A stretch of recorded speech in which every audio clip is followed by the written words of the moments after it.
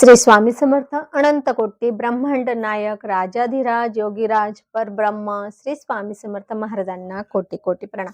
तसंच माझी ही व्हिडिओ जे सेवेकरी बघतायत त्यांना श्री स्वामी समर्थ. बघा मंडळ, एका ताईने मला व्हॉट्सअपला मेसेज केला की ताई हृदयविकारावर काही उपाय सांगा. त्यांना माझी तशी अगोदर एक व्हिडिओ आहे, एक नाही माझ्या 3 व्हिडिओ आहे त्याच्यावर, परंतु वेगळे वेगळे सेवा आहे. पण त्या म्हटल्या ताई मला ती सापडत नाही. असेल आता खूप जुन्या व्हिडिओ आहे म्हणून चला पुन्हा नवीन बनवते. तर तुम्हाला नसेल सापडत तर, कारण की ह्या सेवा आहे. आपल्या व्हिडिओमध्ये सेवा असतात. आपल्या व्हिडिओमध्ये एक प्रॉपर सेवा असते. प्रत्येक प्रश्नावर, प्रत्येक समस्यावर, प्रत्येक दुखण्यावर आणि प्रत्येक अडचणीवर एक प्रॉपर सेवा असते. म्हणजे कसं तर माझा हा प्रश्न उत्तराचा विभाग असल्यामुळे आपल्याला प्रॉपर सेवा मिळते. जसं आपण डॉक्टरांकडे गेल्यानं म्हणजे आपण एखाद्या विशिष्ट दुखण्यासाठी, म्हणजे थोडक्यात आपल्याला डोळ्याला काही झालं, आपण डोळ्याच्या डॉक्टरांकडे जातो. कान दुखायला लागलं तर कानाच्या डॉक्टरांकडे जातो. तसं आपल्याला कसं तो प्रॉपर डॉक्टर असतो कानाचा, मग त्या स्पेशालिस्टकडे. तसंच असतं हे आपलं, की प्रश्न उत्तर हा विभाग आहे ना, खरा हा असंच म्हणता येईल, की समस्यांचे स्पेशालिस्टच असणार आहे. तर तुम्हाला त्याच्यावर प्रॉपर सेवा मिळत असते. म्हणून आजच्या व्हिडिओमध्ये आता म्हणून त्या ताई बोलल्या म्हणून म्हटलं चला आता व्हिडिओ बनवू. आणि मला आज एका ताईने खूप हे करून सांगितलं, "ताई तुम्ही व्हिडिओच बनवत नाही. किती दिवस झाले व्हिडिओच येत नाही. तुम्ही का व्हिडिओ बनवत नाही?" तर खरोखर माझ्या सध्या व्हिडिओच येत नव्हत्या. म्हणजे मला सध्या वेळच भेटत नव्हता.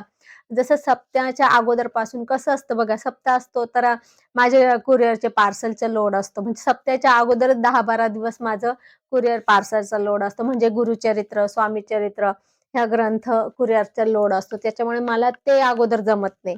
मग त्यानंतर सप्त्यामध्ये केंद्रात असते, त्यामुळे सप्त्यात जमत नाही. आता सप्ताह झाला, की मग मी गावाला गेले. म्हणजे माझी मुलं पुण्याला असतात. मग मी पुण्याला गेले 8-10 दिवस. म्हणजे असं झालं, त्याच्यामुळे मला व्हिडिओ काढायला वेळच भेटला नाही. तिकडनं आल्यानंतर पण थोडंसं आजारी वगैरे पडली. आता खूप दगदग झाली, तर थोडे आजारी पण पडले. त्यामुळे माझं खरोखर जवळ-जवळ महिना झाला. महिन्यात माझ्या 2 ते 3च व्हिडिओ पडलेले असतील. म्हणजे व्हिडिओच नाही. तर खरोखर सॉरी. माझे म्हणजे कमी व्ह्यूज आहे, परंतु जे पण आहे ना, ते काळजीने माझी व्हिडिओ बघतात. ते आतुरतेने माझी व्हिडिओ बघतात. माझं हे म्हणजे मला याचाच खूप आनंद आला, की बरोबर आहे. म्हणजे माझे व्ह्यूज कमी असतात, खूप नसतात.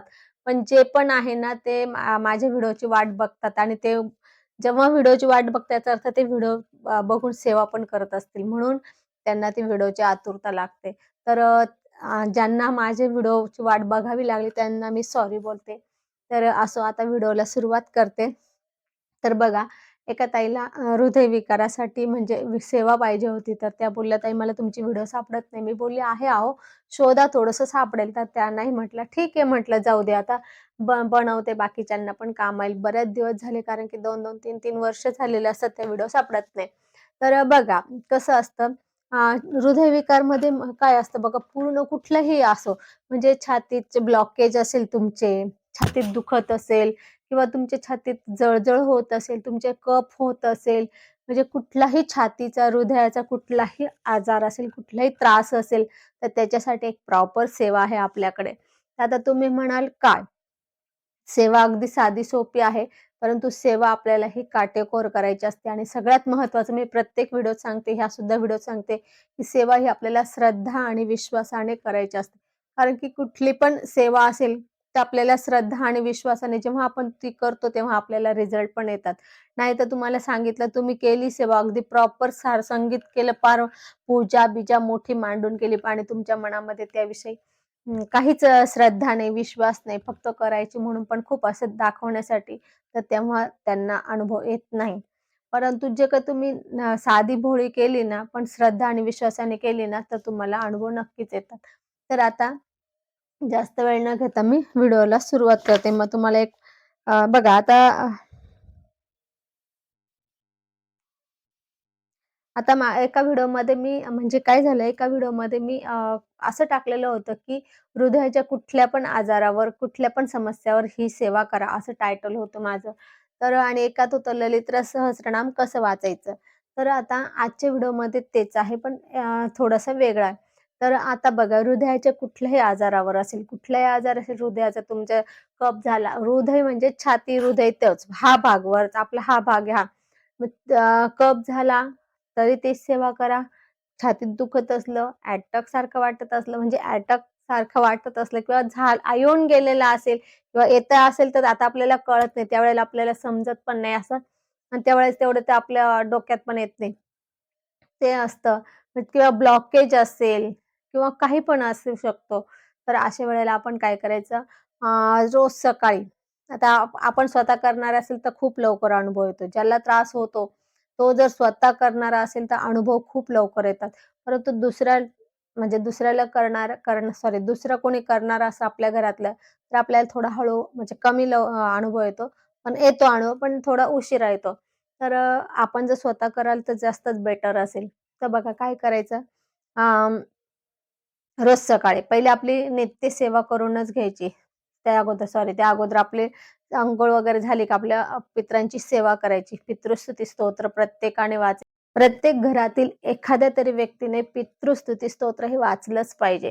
कारण की पितृदोष आहे ना, प्रत्येकाला आजकाल आहे आणि तो जर आपण पितृस्तुती स्तोत्र वाचलं ना, तर आपला पितृदोष हळू कमी होतो आणि हळू कमी झाल्यानंतर आपण जी काही देवांची सेवा पण करतो ना, ती पण आपल्याला लवकर लागू होत असते. म्हणून पितृस्तुती स्तोत्र घरातल्या किती तुमच्या घरात 10 माणसं जरी असेल, पण 10 पैकी एकाने तरी केली पाहिजे.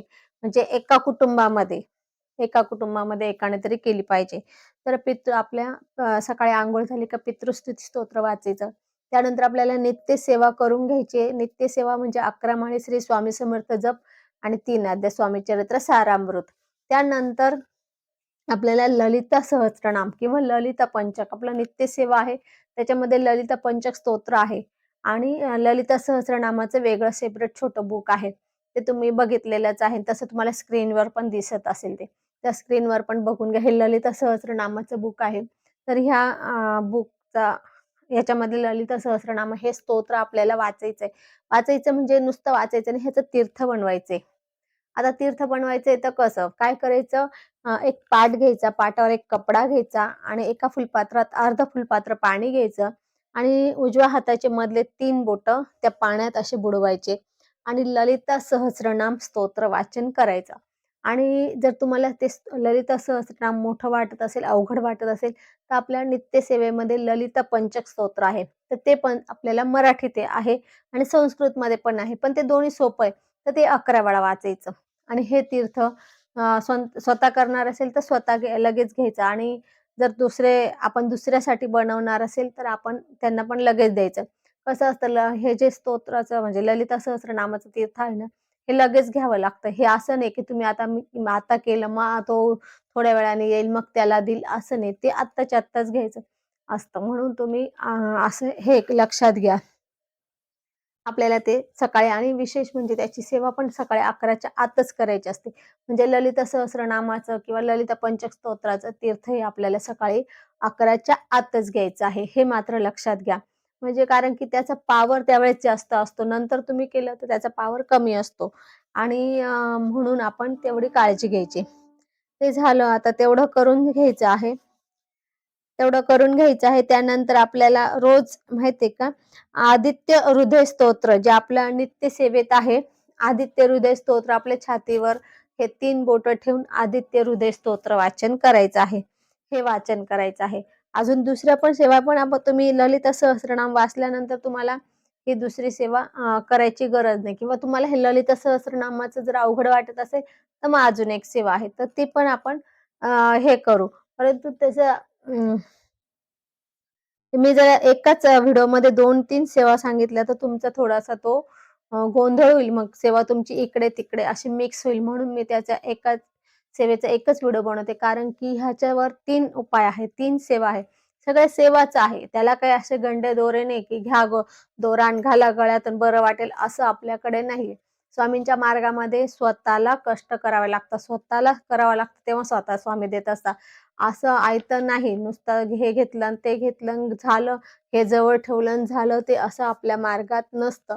म्हणून तुम्हाला हे सांगते, की या सेवेसाठी, या समस्येसाठी, हृदयविकाराच्या कुठल्या पण आजारासाठी 3 वेगळ्या-वेगळ्या प्रकारचे उपाय आहेत. आजचा हा पहिला उपाय होता ललिता सहस्त्रनाम किंवा ललिता पंचकचं तीर्थ घ्यायचं आहे. त्यानंतर आपल्याला रात्रीच्या वेळेस हे झालं की रात्रीच्या वेळेस आणखी आपल्याला हे तर सकाळी 11च्या आतच घ्यायचंय ललिता पंचक. त्यानंतर रात्री संध्याकाळी आणखी दिवा लागल्यानंतर काल भैरवाष्टक आणि वल्गा सूक्त हे वाचायचं आहे. आपल्या याच्यावर काय करायचं, समोर 2 अगरबत्त्या लावायच्या. आपल्या उजव्या हाताचे हे 3 बोटं हात घ्यायचे. ते आपल्या छातीवर जिथे दुखतंय ना, तुमचं ज्या भागाला दुखतंय ना, त्या भागावर हे 3 बोटं ठेवायचे. अलगद ठेवायचे, दाबायचे नाही. तुम्हाला काही त्रास होत नसेल तर तसं तुम्ही ठेवू शकता, पण दाबायचं नाही शक्यतो. कारण की दाबल्यावर दुखतं म्हणून बरं का. नाहीतर असं नाही की दाबलेलं चालत नाही असं नाही. पण दाबल्यावर दुखतं म्हणून. मग असे 3 बोटं ठेवायचे असे जिथं दुखत असेल तिथं. असं आता मी तुम्हाला वरती दाखवते, ते खाली आहे माझं तुम्हाला दिसत नाही म्हणून. जिथे दुखतंय ज्या भागावर तिथे हे 3 बोटं ठेवायचे आणि आपल्याला 11 वेळा कालभैरवाष्टक आणि 11 वेळा वल्गा सूक्त वाचायचं आहे. बघा, ही सेवा रात्री करायची. ही आपल्याला सेवा करायची. ही 40 दिवस कालभैरवाष्टक वल्गा सूक्तची सेवा करायची आहे. ललिता पंचक तीर्थ हे 21 दिवस घ्यायचं आहे किंवा ललिता स्तोत्राचं तीर्थ हे 21 दिवस घ्यायचे. याचे इतके जबरदस्त अनुभव आहे की बस. म्हणजे ज्यांनी पण केलेलं आहे ना, तर त्यांचे ब्लॉकेज अक्षरशः 4-4, 5-5, 6-6 ब्लॉकेज असणारे सुद्धा 21 दिवसामध्ये ते एकदम विरघळून गेलेले आहे आणि एकदम नळी साफ झालेल्या, म्हणजे त्यांच्या नसा साफ झालेल्या होत्या. म्हणजे असा अनुभव आहे याचा ललिता सहस्रनामा स्तोत्राच्या किंवा ललिता पंचक स्तोत्राच्या तीर्थाचा. म्हणून जर आपल्याकडे कोणाचा असेल किंवा आपल्या स्वतःला हा त्रास होत असेल तर आपण ही सेवा करा. इतरांना पण सांगा. हे आपल्याला सेवेचा प्रचार प्रसार करायचा आहे. कारण की आजकाल आहे ना, हे ब्लॉकेजचे प्रमाण, त्यानंतर अटॅकचे प्रमाण हे खूप वाढलेले. तुम्ही माझा व्हिडिओ बघून सेव्ह करून ठेवा व्हिडिओ. वाटल्यास फॉरवर्ड पण करा. कारण की कसं आहे, तुमच्यामुळे जास्त आणखी 2-4 जणांना माहीत होईल तर त्याचा पण जीव वाचेल. आणि ज्यालाही समजलं, तुम्हाला समजलं की याचं असं-असं आहे, की तुम्ही ही सेवा त्याला सांगू शकता, की असं-असं कर बाबा, खूप चांगलं आहे, खूप चांगले त्याचे रिझल्ट आहे. आणि खरोखर जो मनापासून करतो ना, त्याला खरोखर त्याचा अनुभव येत असतो.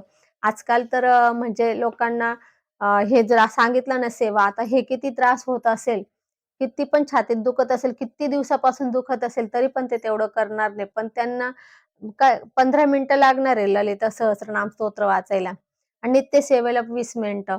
एवढंच लागणार आहे. पण ते अर्धा तास सेवा नाही करणार. वाटल्यास भलं ते लाख रुपये देऊन, 2-3 लाख रुपये देऊन बायपास करतील, पण ते एवढं करणार नाही. असं आहे लोकांचं. तो 2-3 लाख रुपये खर्च करेल, पण अर्धा तास एका ठिकाणी बसणार नाही.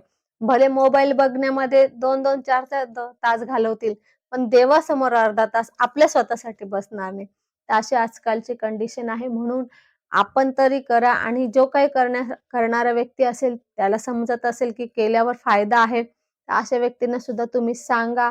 आणि ज्याला समजत नाही त्याला पण सांगून बघण्याचं काम आहे. आपलं कर्तव्य आहे. ते आलं त्याच्या डोक्यात, असले त्याचे भाग्यात, तर ते करेल, तर त्याचाही फायदा होईल. पैसे जाण्यापेक्षा जीव वाचतो, त्रास कमी होतो, हे महत्त्वाचं आहे. तर असो, आज आपण इथेच थांबू. झालेली सेवा स्वामींच्या चरणी अर्पण करू. आपल्याला जर माझा हा व्हिडिओ आवडला असेल तर लाईक, शेअर, कमेंट करा. माझ्या चॅनलला सबस्क्राईब करा. श्री स्वामी समर्थ.